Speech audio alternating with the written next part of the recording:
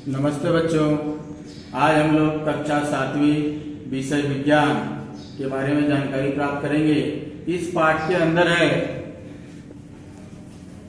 वनस्पति रचना और कार्य भाग 1। आज हम लोग देखेंगे 7वीं में दूसरा पाठ वनस्पति रचना और कार्य। मेरे प्यारे बच्चों, आप लोग वनस्पतियों के बारे में बहुत सारी जानकारियां प्राप्त की इसके पहले पाठ में। तो वनस्पतियों में आप लोग को मालूम है कि उनको पहचानने के लिए उसकी रचना, उसके आकार, उसके रंग की आवश्यकता पड़ती है। अगर हमको उसकी रचना के बारे में मालूम नहीं है, उसके आकार के बारे में मालूम नहीं है, उसके रंग के बारे में मालूम नहीं, तो हम पहचान नहीं सकते किसी भी वनस्पति को। जैसे आपके घरों के अंदर बहुत सारी वनस्पतियों को हम लोग लाते हैं साग सब्जी के रूप में, चाहे पालक हो, चाहे चौलाई हो, चाहे मेथी है।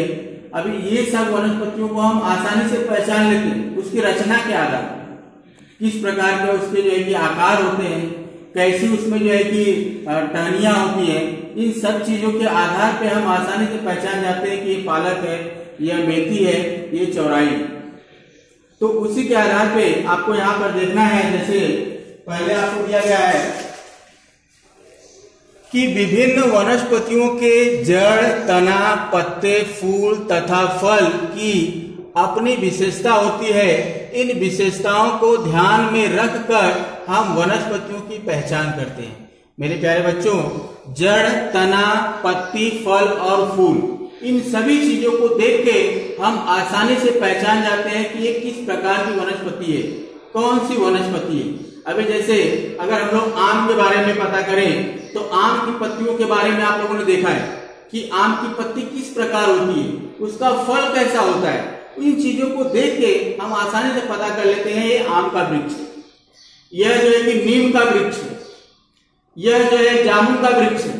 मतलब इन सारी चीजों को पहचानने के लिए उसके जड़, तना, पत्ती, फल और फूल, इन सभी विशेषताओं को ध्यान में रखना पड़ता है। तो इस प्रकार हम लोग देखेंगे आगे आगे कि किस प्रकार जो है कि हम लोग वनस्पतियों के प्रत्येक अवयव के बारे में हम लोग जानकारी प्राप्त करेंगे।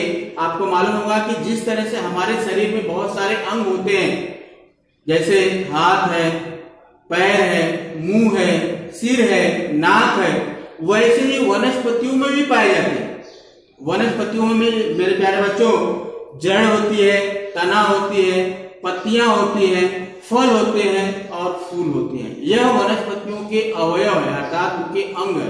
तो हम लोग एक एक अवयव के बारे में जानकारी प्राप्त करेंगे कि इस अवयव में किस प्रकार जो है कि इनकी जो है कि कार्यविधि होती है। जैसे यहाँ पे आपको दिया है, सबसे पहला आपको दिया है जड़। तो जड़ की बहुत सारे यहाँ पे मैंने विशेषताएं दिया है। इन विशेषताओं के आधार पे हम लोग जो है कि उनकी पहचान करते हैं, अर्थात उनको जानते हैं कि जड़ किस प्रकार होती है। जैसे पहला आपको दिया है, बीज से निकलकर जमीन की दिशा में बढ़ने वाले भाग को मूलांकुर तथा जमीन की विपरीत दिशा में बढ़ने वाले भाग को प्रांकुर कहते हैं। अभी इस बात को समझ लीजिए मेरे प्यारे बच्चों।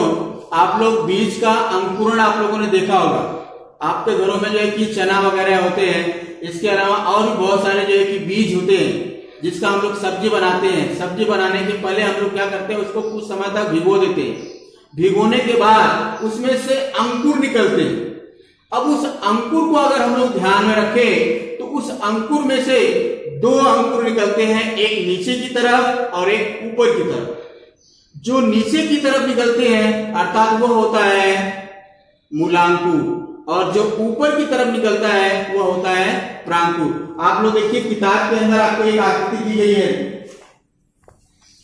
किताब में इस आकृति को ध्यान दीजिए। इस आकृति को देखिए, यह आपको एक बीज है। इस बीज में से देखिए एक ऊपर की तरफ और एक नीचे की तरफ भाग निकला हुआ है। जो ऊपर की तरफ है वो आपको हरे रंग का दिखाई दे रहा है, और जो नीचे का है वो थोड़ा जो है कि आपका व्हाइट कलर का है।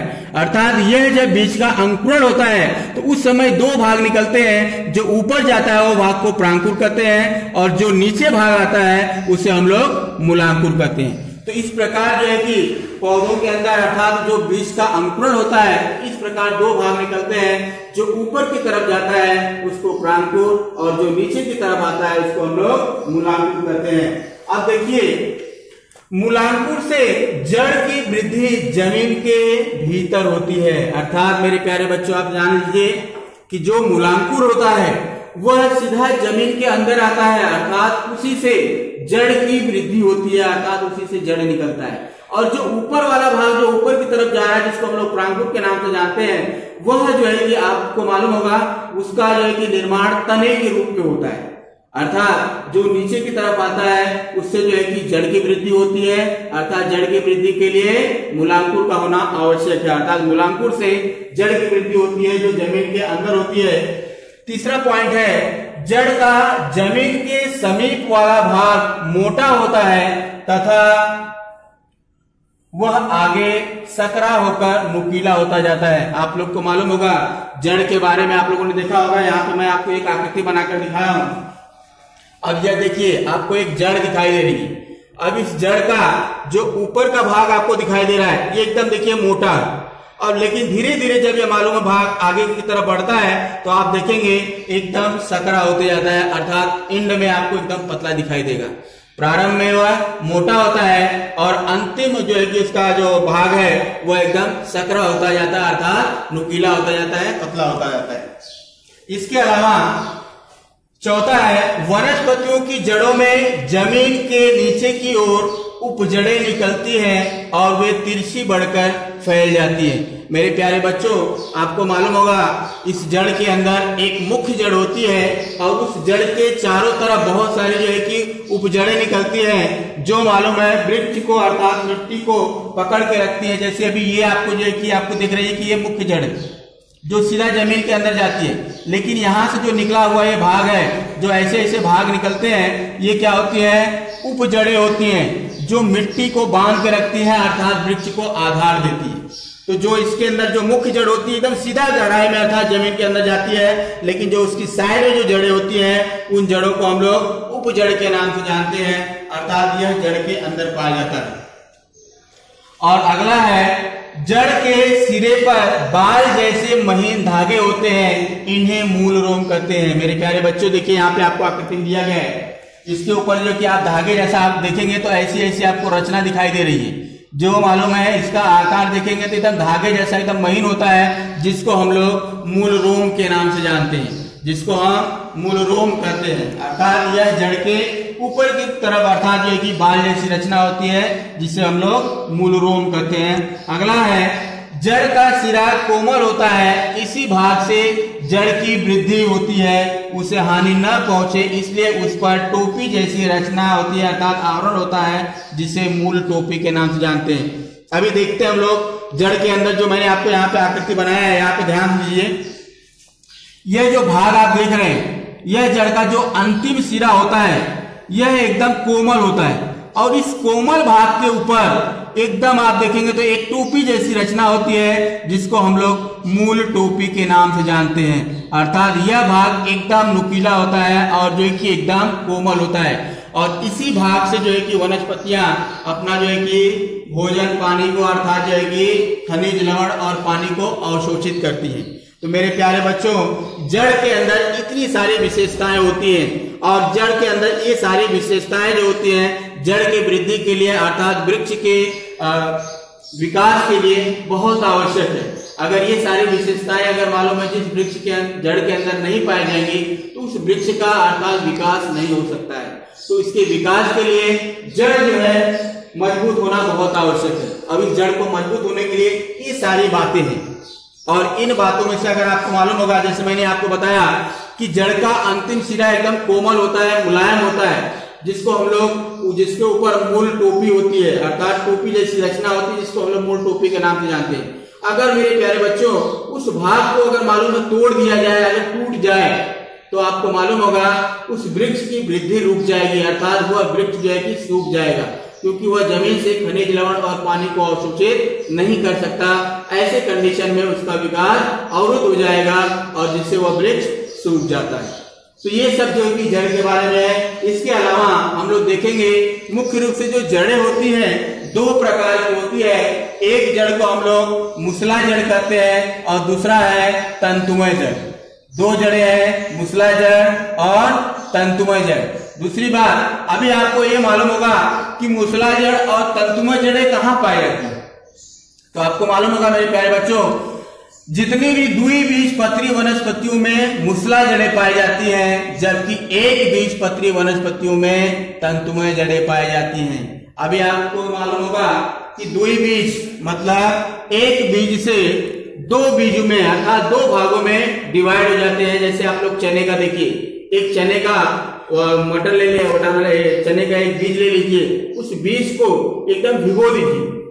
भिगोने के बाद उसके ऊपर की जब परत निकालेंगे तो वो दो भागों में डिवाइड हो जाता है, अर्थात द्विपत्र बन जाता है, अर्थात एक बीज का दो भागों में रूपांतरण हो जाता है। तो उसे हम लोग द्विबीजपत्री कहते हैं। अर्थात उसी प्रकार से आम वगैरह कभी देखे होंगे तो उसके ऊपर का जो है कि कवर अगर निकालते हैं उसकी गुठली का, तो आपको मालूम होगा कि वह दो परतों में डिवाइड हो जाता है, जिसको हम लोग द्विपत्री के नाम से जानते हैं। तो इस प्रकार जितने भी मालूम है वनस्पतियां जिसमें द्विबीजपत्र पाए जाते हैं, इसमें सब में मूसला जड़ें पाई जाती है। इसके अलावा जिसमें एक बीजपत्र होता है, अर्थात जैसे आप लोग गेहूं देखे होंगे, चावल देखे होंगे, इसके अलावा जो है कि मक्के का जो है कि आप देखे होंगे बीज, ये सब मालूम है एक बीज है, अर्थात उसमें एक बीजपत्र पाया जाता है, जिसमें हम लोग तंतुमय जड़ों के नाम से जानते हैं। अर्थात इसमें तंतुमय जड़ें पाई जाती हैं। अर्थात जितनी भी वनस्पतियां हैं